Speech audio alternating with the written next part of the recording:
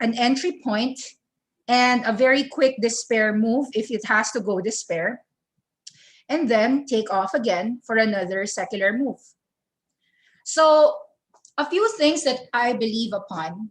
The truths of Awesome10x, let me explain. There are a litany of badly overvalued companies out there. Eventually, every bubble would pop. It could be delayed for quite some time. However, the market will have a way of remaining irrational for periods that a sane person might deem unthinkable. That is the truth. I have one big rule: I will never worry about anything. It is not in the market's power. Shying away from something where you are well suited to make a positive impact, especially because it is risky or can draw criticism or unwanted attention, is just as damaging as not realizing areas where your actions are counterproductive. A lot of people like to time the next sell-off.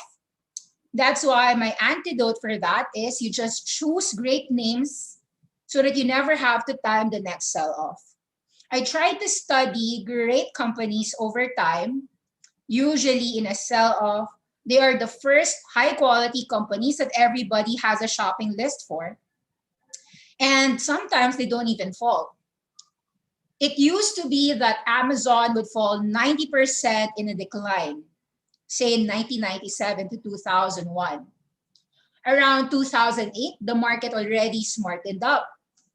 You still would not be able to get Amazon in year 2008, 10 years after. Even in a financial crisis crash, Amazon was not really the same price as it was 10 years ago. It was significantly larger, so let's go to that chart later on. And of course, how about 2020, during the crisis, the pandemic, Amazon was just hitting all-time highs. It barely even fell. It's like 5% down, 10% down, when the entire market was going down. High quality. So when you construct a portfolio of high quality, you are actually constructing an all-weather portfolio. That's really what my belief is. The Awesome10x portfolio is to understand that you want to construct high-quality companies because that is my antidote for long-term investing success. What does it mean when you construct a portfolio when we don't know what is next? So the truth is, some people will say, well, I do know what's going to happen. It's not as if I don't know what's next. In a way, yes, we can approximate, all right, extensions. We can approximate profit taking.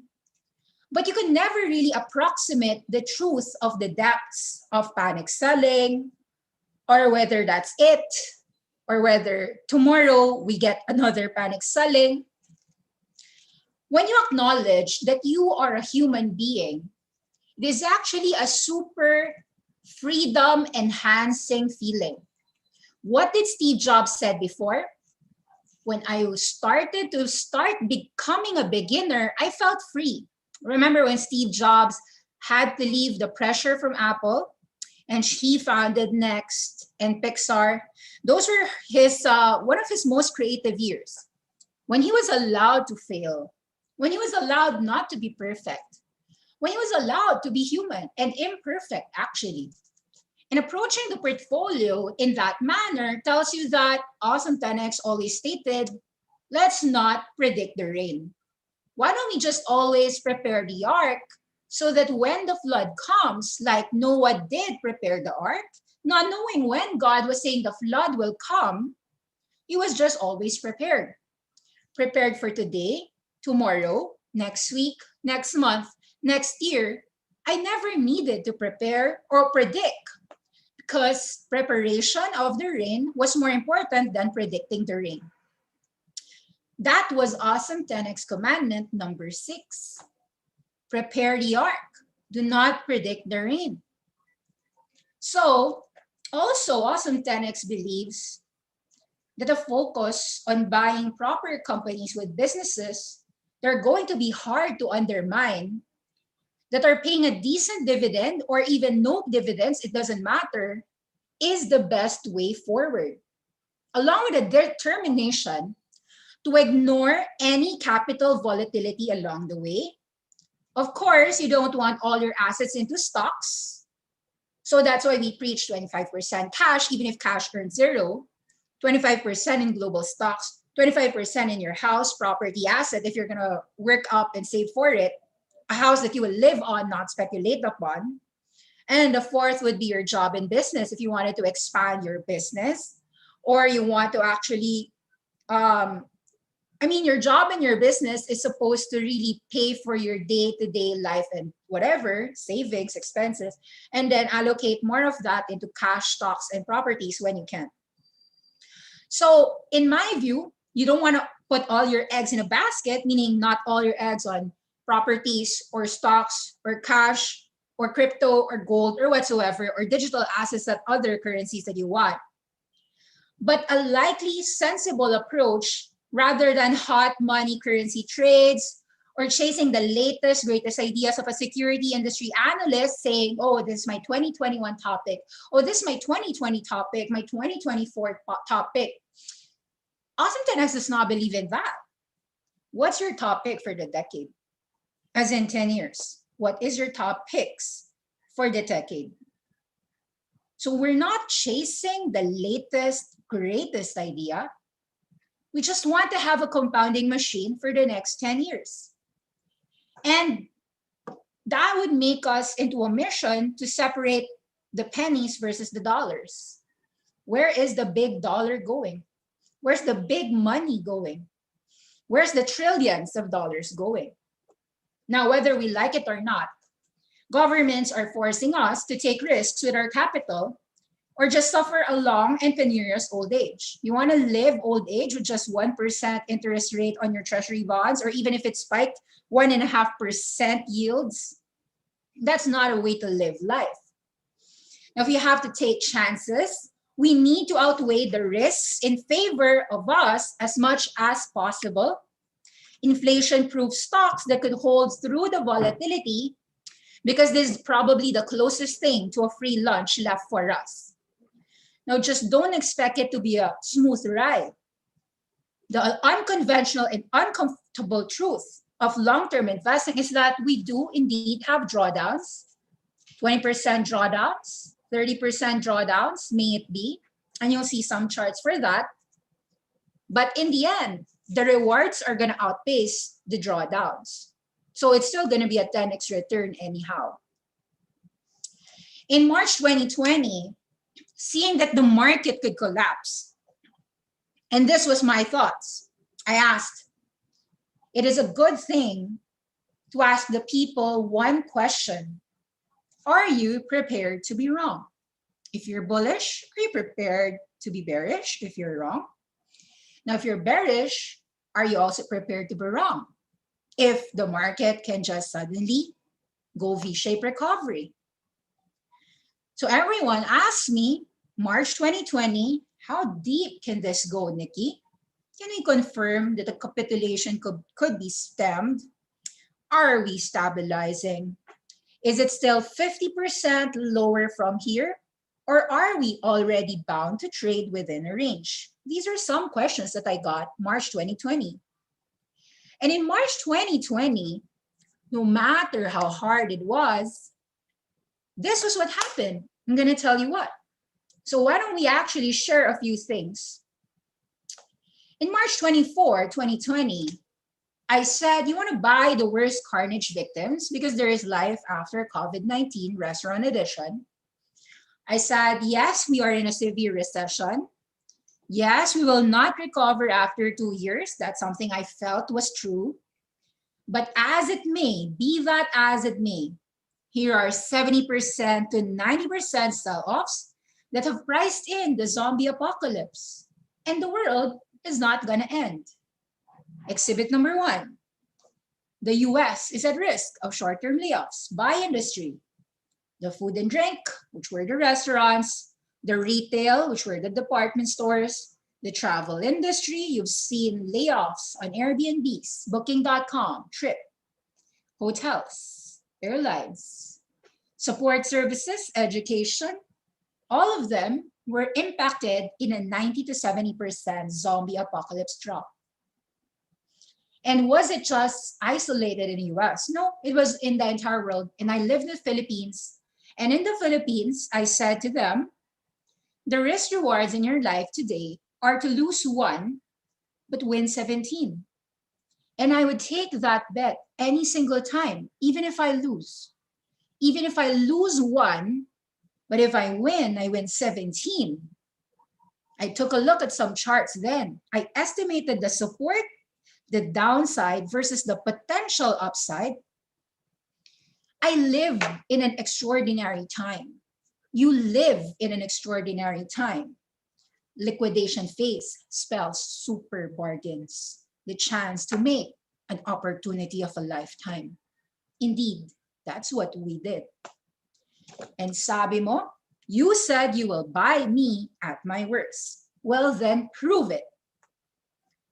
I said during that time, casinos, restaurants, which were well loved in the Philippines, were gonna rebound one way or another. And most winners isn't about me having a shrewd foresight or being bold strategic moves. It's not all in. This is not in our view.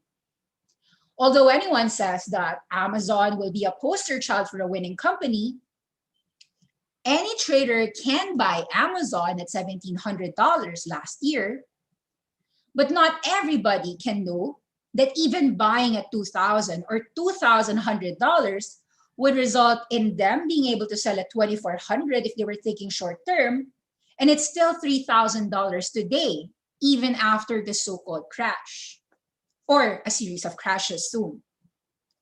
It was a series of pragmatic actions, something that was practical. It was to make each problem manageable in order to get a string of practical tasks done right. The underlying principles are just really what I call building a Lego portfolio. If you're building your portfolio in small chunks, you know how a Lego is.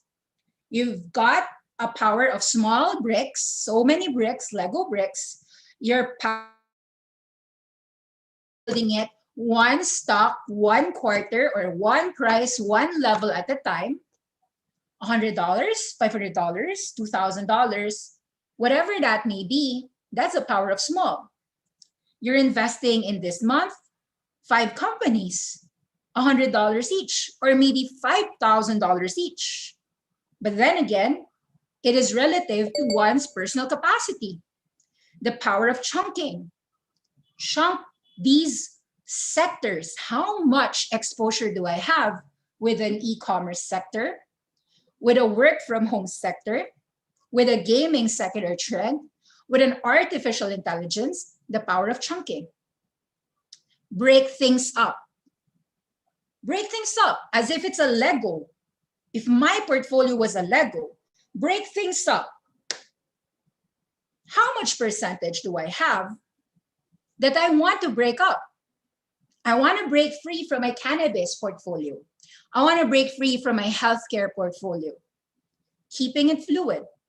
Just like Lego bricks, sometimes you'll be 100% exposed in the market, or keep it fluid.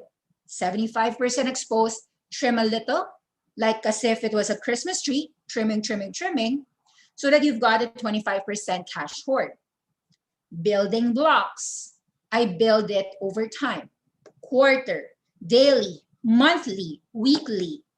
Building blocks. Test and test and test. What if you know nothing about the genomic sequencing sector? Test and test and test. Experimentation. Maybe I should learn about genomic sequencing. And so I put 1% of my exposure there. Maybe I should test thinking about AI and deep learning and blockchains. Test and test and test. Now, from a style bias, this is the uncomfortable truth about long-term investing. My personality will tell you that value does not interest me. Only 10x secular trends interest me. I've got zero care if a €1 company in Europe could go to €2 because it was 90% down in the first place, undervalued, paying cash dividends, and so forth. I said that I'm not a value investor. I don't even like the Benjamin Graham concepts. I am a Peter Thiel in a David Gardner type, a rule breaker investing thinker.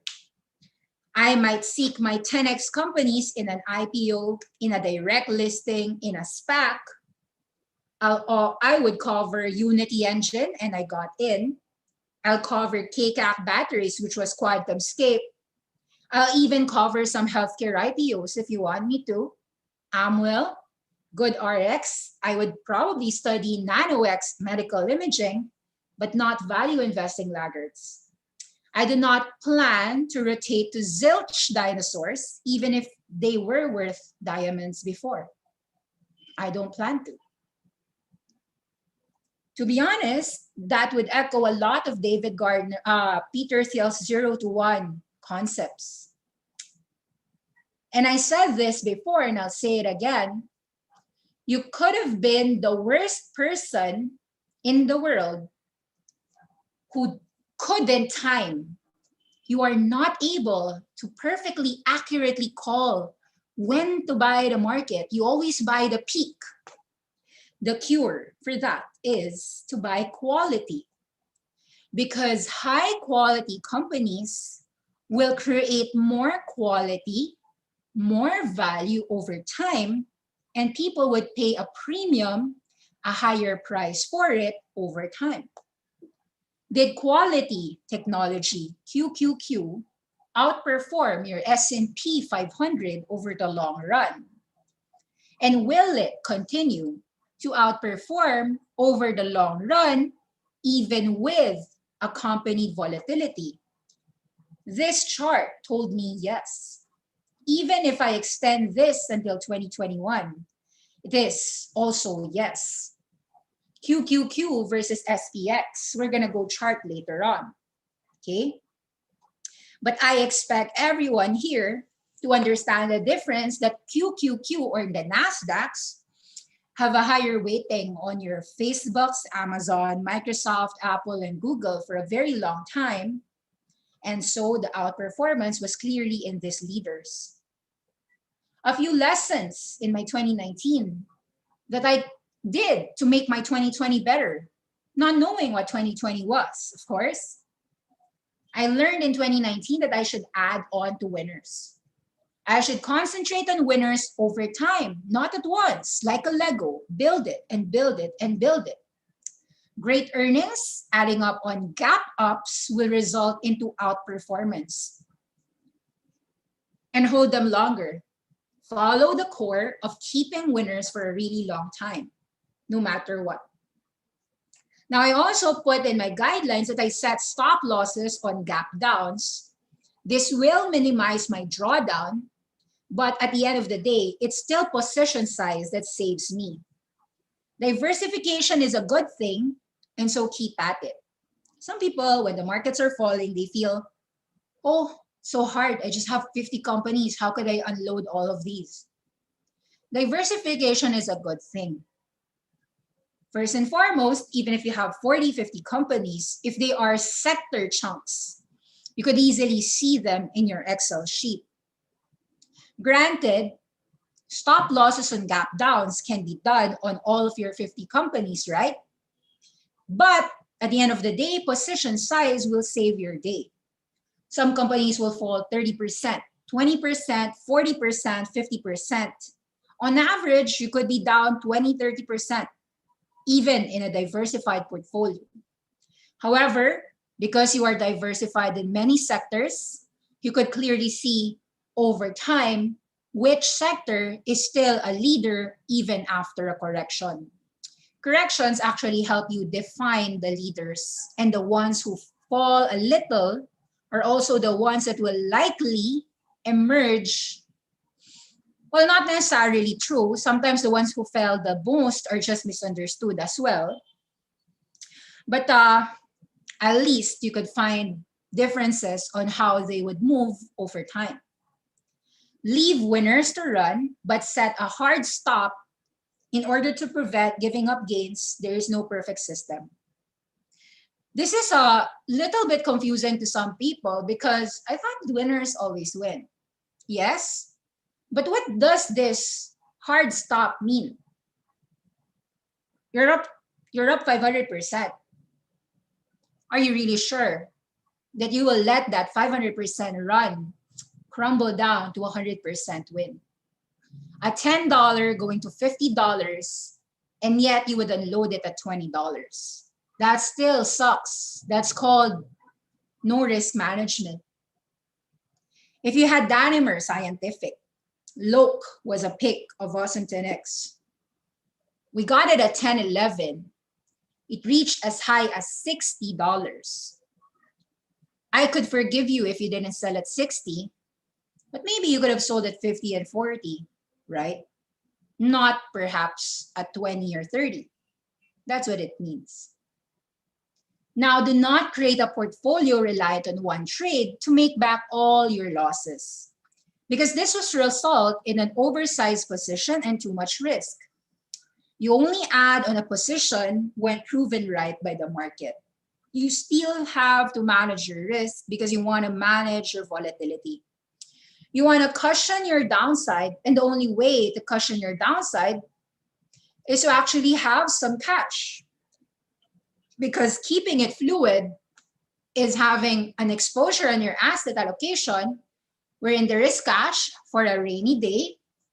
And then, of course, your current oversized positions can be trimmed. How many people of you had an oversized position on Copin because it tenfold? That was a recognition to trim even your super winners. Why would people unload their Netflix before? Because even if it was a small position in their portfolio, it grew very fast, like more than tenfold in a short span of time. In general, when you can tenfold in a very short span of time, may it be QuantumScape, may it be whatever stock you own, you should be aware that there is a hard stop. You don't allow a 1,000% gain become a 200% gain. That is something that I do not allow with. So, question, somebody said, do you let go even if it's just souvenirs only? It is a matter of the percentage of this company after it has magnified. Now, this souvenir had probably tenfold over time. It could go 20-fold or 50-fold or 100-fold. It is the Amazon of your portfolio. Now, however, if the Amazon of your portfolio has gone up in such a short span of time that makes it unsustainable, you have to admit to yourself that there is a percentage weight that should be there as your souvenir with a plan to buy it back should it fall. So if this 10x move has no significant pullback, you are lucky. But my opinion is that most tenfold moves in a year or less usually have a 50% pullback in between. That's why I do let go of some of these big winners, such as Copin and Vuzi, with the thinking that I could buy it back over the next few months. So I take that risk. Noah prepared an ark to save his house. The purpose was to help his class members desire to live worthily and avoid the evils of the world. Moses, Genesis, biblical lessons.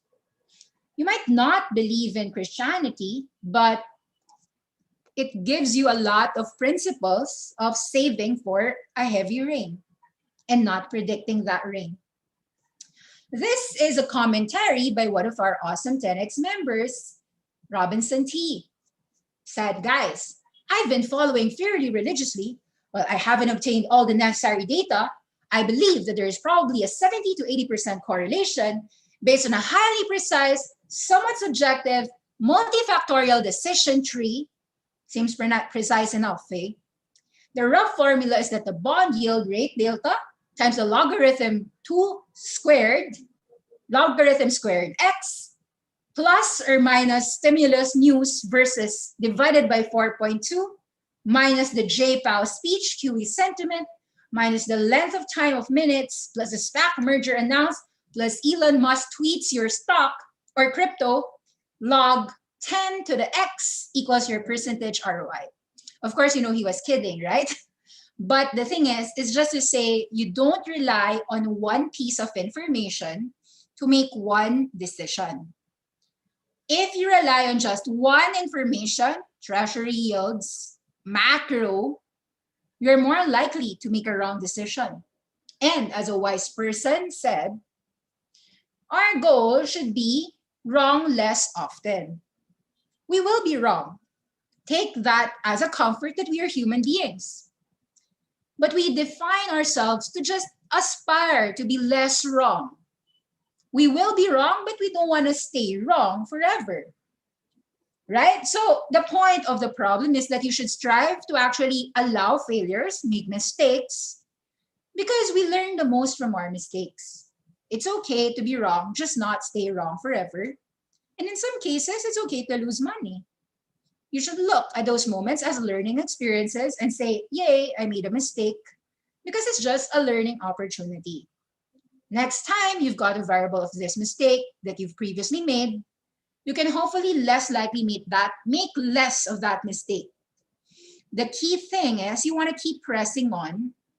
You should be shooting the hoops, willing to make mistakes, telling yourself that it's okay to be a flawed diamond rather than a perfect brick.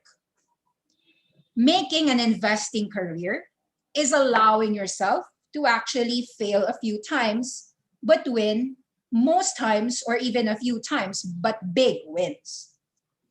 So you should keep on looking for that awesome 10x pick and not just look for it. When you find it, stay with it. If you haven't failed, you haven't learned. And if you trade just as much to make money as you do learn, coincidentally, you might learn and the more money that you will make. So one will never fail until they quit. One never fails until they quit. So don't quit, stay. Stay your awesome 10x journey. This is what the awesome 10x journey looks like. A lot of drops, 200,000 going down to 140. That must make it suck. That means that they are losing a lot. 13% down on the American battery metal. NEO was down 5%. Unity was down 6%. XPeng is now down to $29. Wuling Motors is 1.8. This was last night. Agrify was trading 8%. His $100,000 is now $75,000, or down 25%. HEC, Talkspace was below 10. AHAC, Humasite was down 4%. His portfolio was trading 330,000, is now 270K. Crying emojis. Unity is down 7. His expense down 4. His AACQ, aka Origin Materials, is down 2. Agrify is down 8. American Battery Metal was down 13%. And so forth, and so forth. Now, what do we do in a correction? One way to actually save yourself is to actually identify companies that you don't plan to invest in. When you see the market is falling, look for a company you don't believe in. In my view, I think Blink is a company I don't believe in. And so it was easy for me to sell it off and short it without a position on. I sold it. Now, sometimes you might think that a company is unsustainable. And so even if it has fallen 30% or 50%, you'd like to sell on any rallies, say Jumia. Sometimes you might say that the digital advertising revolution is a secular trend.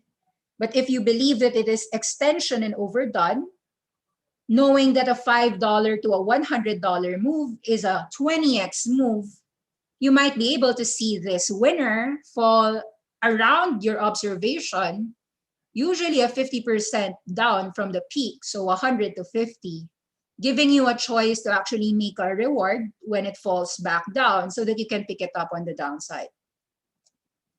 Bilibili, you could see that this moved even in just September from about $40 to a $60.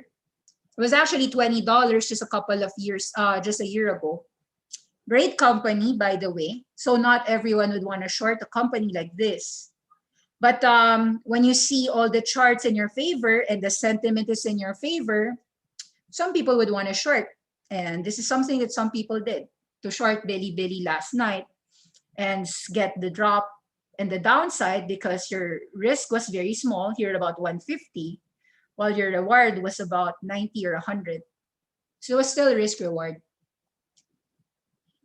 Well, I did do some shorting in between. I did short some JWN, Nordstrom, department stores, Airbnb, some travel-related place, while also bleeding on my longs. Meaning, it was easier for an Awesome10x thinker to just simply think, well, what is a thesis that I don't believe too much on? The thesis is that the reopening trade will allow people to travel again, and the dinosaurs like department stores will recover so well. However, at $100 billion valuation of Airbnb, more than 100 billion, and Nordstrom recovering already 100% in just a few months, even without a really clear trajectory of how they're going to fix their business model, I felt that the upside was less than the downside. So that was very simple for me, realistically, to do, to short a little on it. However, so this is something in the realm of Awesome10x. CCIV, we like to buy it at about $12. The SPAC was 10. People bought 12, 18, 20. It rallied to as high as 60. This is what I call you holding a 500% win if you bought it at 12. You don't want to actually sell it at $40, right? Not when it gaps down on you. When you are already seeing these candles, 56, 56, 61, you have an inkling to ask yourself, do I sell all of my stocks or do I just sell half? If you think that 60 is not going to go $100 and it's likely to go to $20, then you might as well sell all. You take a risk, of course. Now, that's when you ask yourself, do I keep a souvenir or do I sell all? Assume that you only sold your half, a souvenir. So you sold some 60 and then you sold again at 41 here on the gap down. Presumably, this gap down would have sold your shares all out in the market on CCIV. A gap down limits all the reward of that stock. No more gap ups, gap down. Everyone who bought 44 to 64 is already a seller, is a loser. And so from 44, if you were going to buy it, assume you sold at 60 and 40, at 50 average price, you're probably thinking to yourself, all right, I probably would want to enter this company again, maybe $25. Why $25? Perhaps it's because you recall these levels when you were buying then. Because you probably ask yourself, well, will it really go down as low as $12? You don't know. It could, right?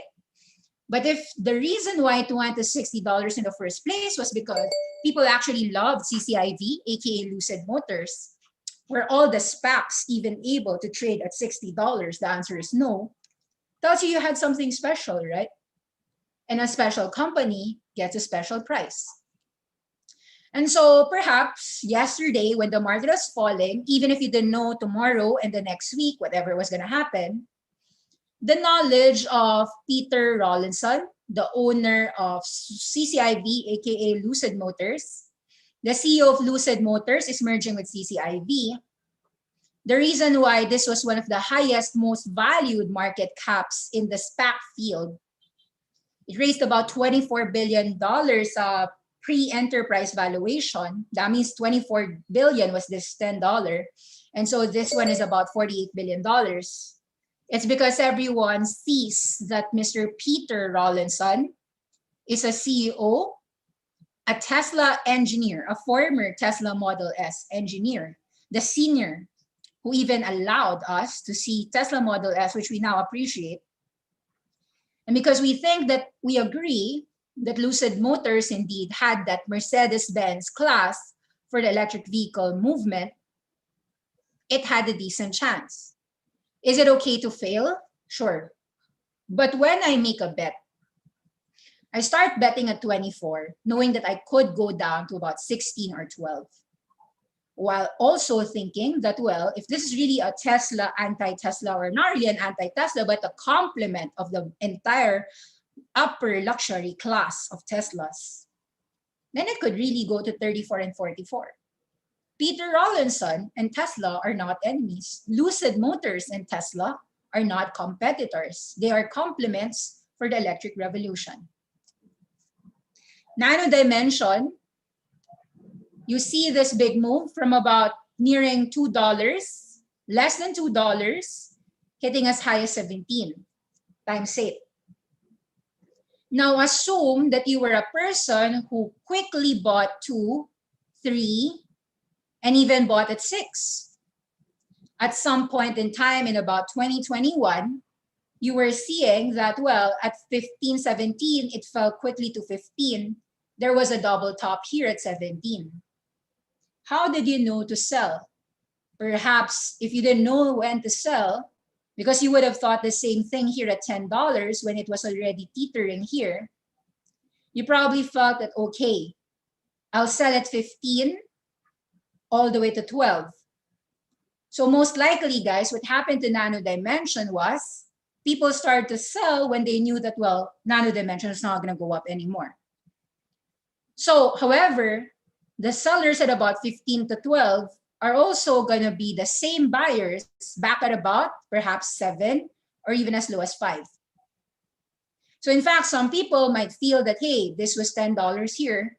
Maybe 10 was a good option. However, it still fell to 7. Now, why would people pick something up in the first place? Consider yourself something like this. If you had a choice to buy a property in New York or a property in some suburban area at the same price, at the same 50% discount, what would you prioritize first, assuming you had unlimited money? Assuming you had true unlimited money, the 50% discount is not really what would tempt you to buy. The question that you should think about is, how high is my upside?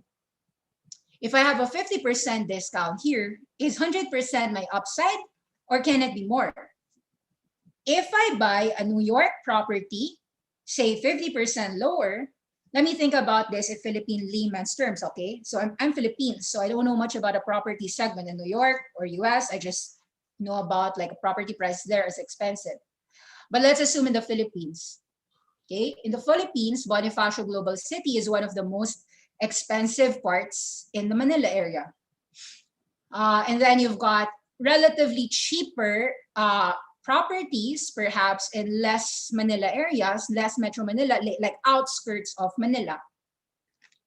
If you had a choice wherein all the properties in Manila and outer Manila was 50% off, the truth of the matter is that people would usually buy the leaders, the ones that were proven over time, rather than just anyone.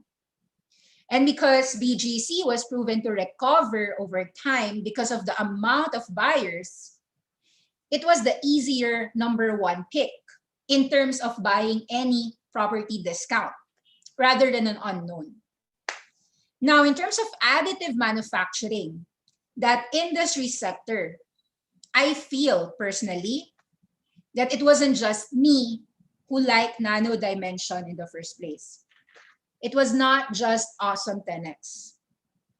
I do think that in a span of October to March, and I do know that ARK Invest was an investor, of course, of Nano Dimension as well, having a company with institutional backing and a market cap that is very small, with a $1.5 billion in cash because they were financing and raising money.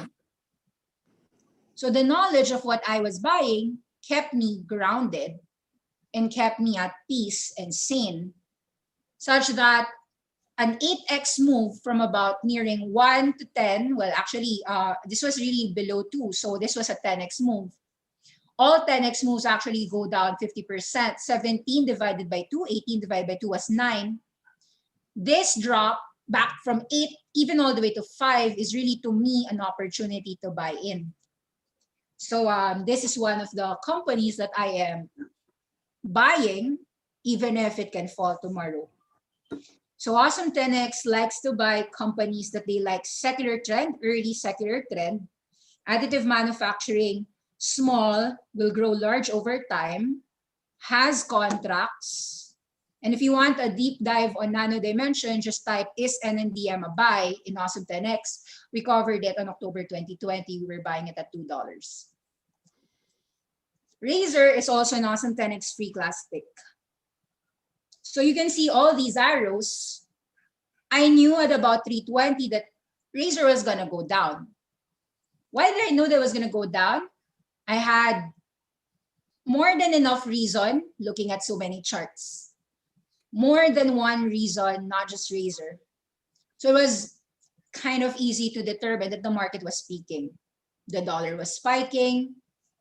During that time, there was no headlines on treasury yields, but you could already see that the currencies were moving on the dollar's side strength. So there was already some selling all over in the market around February 15. And I also fought to everyone that the market was extended at some point and had to correct.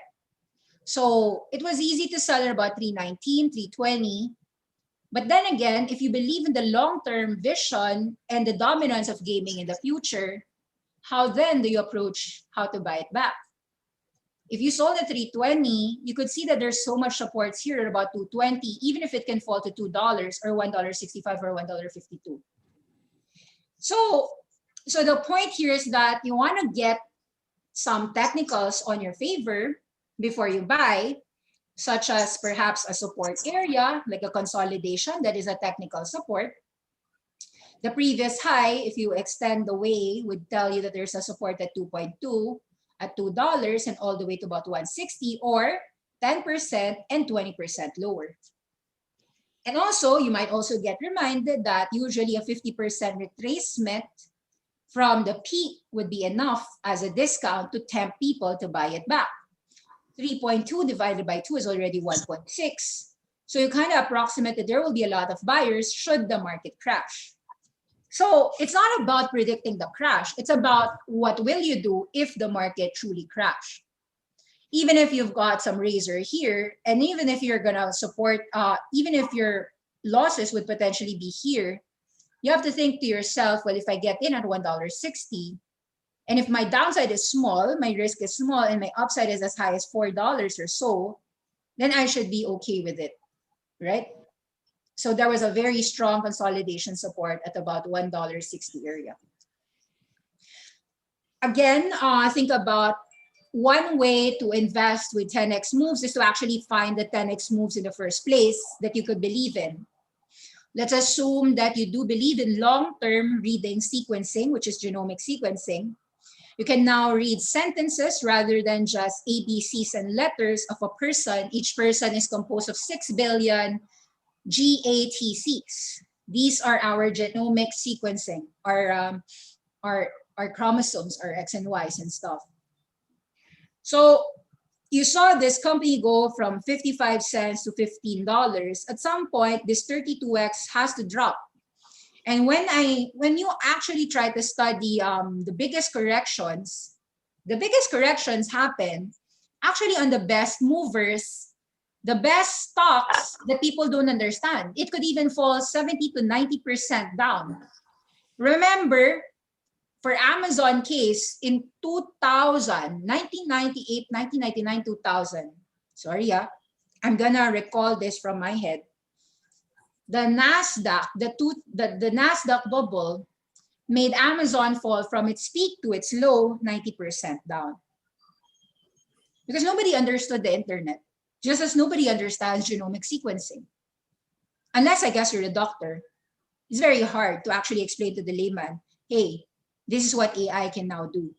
Study your genomic sequencing, allow an AI to detect whether you will get cancer someday, and perhaps even cure your cancer before it begins, before it can be fatal. If you can diagnose it early, you could be stage 1 cancer now, not stage 4, and you could still save your life. Those are the things that can be done now that was not possible before. that medical breakthrough might be considered the NASDAQ bubble, when in year 2000, everyone was saying, hey, this is a new thing, an innovation, a breakthrough about us being able to converse to everyone through the internet. It was an innovation breakthrough. People didn't know what was the internet, right? But now, do you ever hear people ask you, hey, what is the World Wide Web? Right? You don't hear people say, can you explain to me the internet? Can you explain to me what electronic mail is? No. You just tell people, email me. You just tell people, Zoom me, right? Nobody's going to ask you, what is an email, right? We don't live in the 90s anymore. We're living in the future. So in the future, genomic sequencing might be normal, but people don't know about it, and their lack of knowledge allows you to get it maybe 20% lower, or sometimes in this case, you could see that it could be about 70% lower.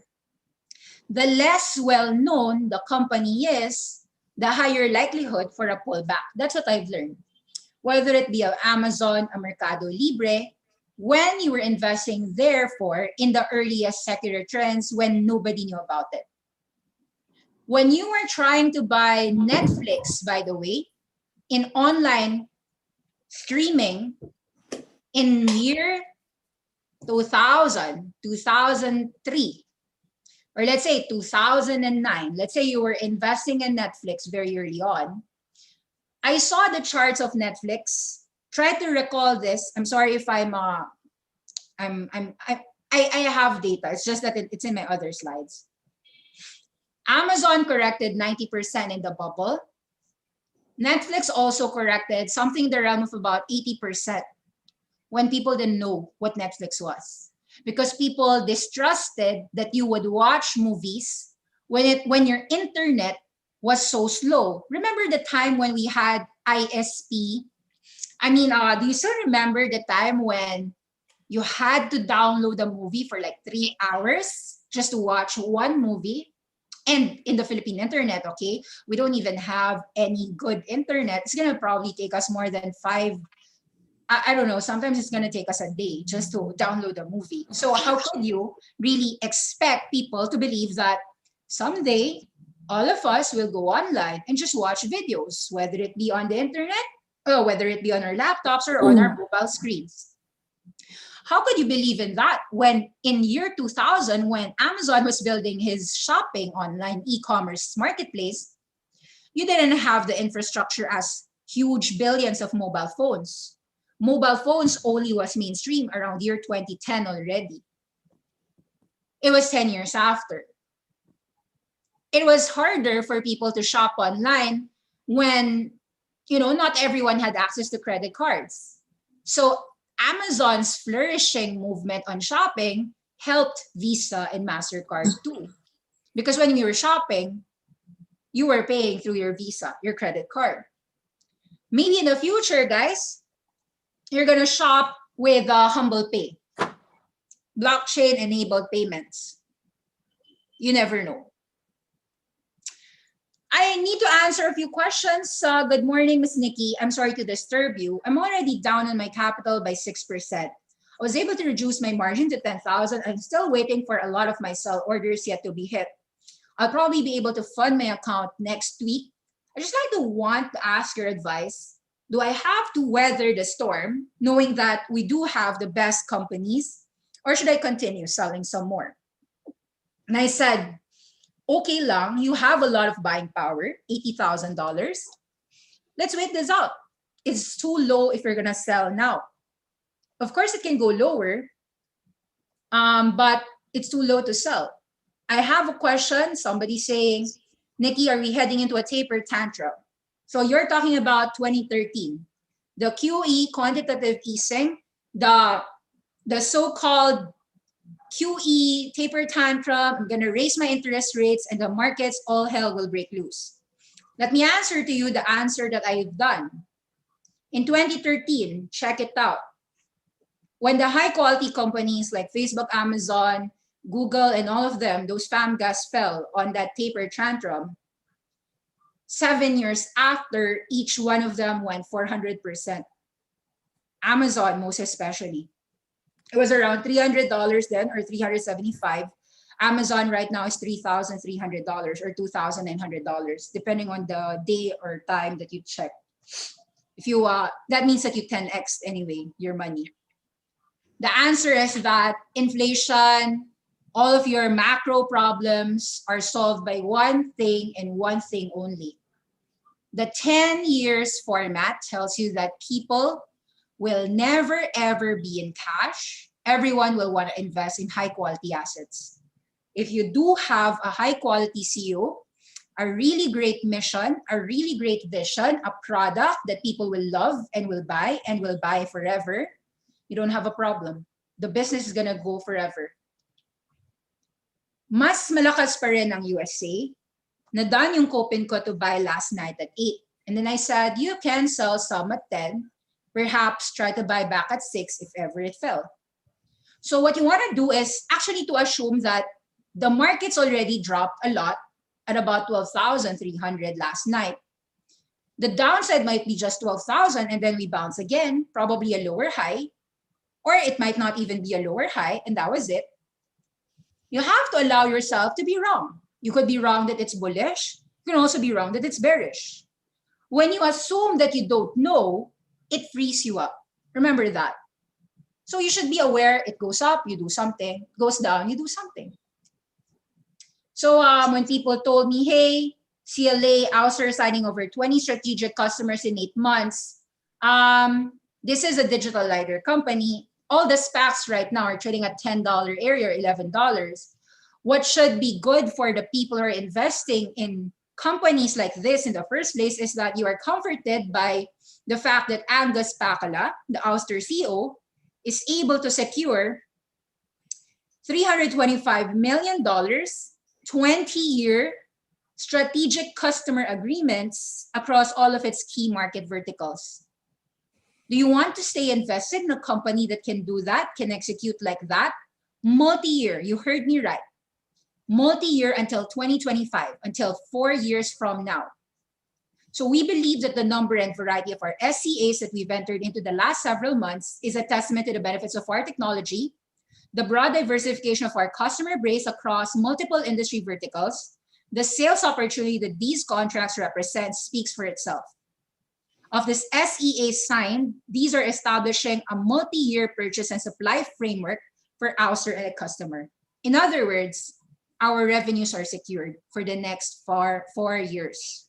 Who are CLA's customers? Samsung Robotics. Your Apple. Oh, sorry, I'm not sure about Apple. I remember there's Amazon Robotics, Boston Dynamics, Nuro. You've got a lot, actually. I have an entire deep dive inner circle for Ouster, but yes, I like Ouster. Do you really want another overweight, gray-haired boomer billionaire? I don't think so. I think we have enough of that. Awesome10x does like to invest in the upcoming innovations. Angus Pacala would be one of them. And what is it that makes us envy and actually idolize these guys like Elon Musk and Jeff Bezos? These people can always reinvest. Value creating reinvestment, uniquely positioned, repeatable sales process, robust business model, effective management. These are some of the reasons why, if the buying decision is right, the selling is never, the holding period is forever. Now, I know, I thought I put a hard stop. What if I got stopped out of this otherwise great business here? All the great businesses can suffer pullbacks. That is an uncomfortable truth, whether it be an Amazon or a Tesla. But it doesn't matter. You have to understand that the winners, you have to buy them, no matter if the drawdowns will be there. From a chart perspective, where will Tesla go? Can go to $500. Last night it was about $650. Or it can bounce at $600. Can range, can do anything.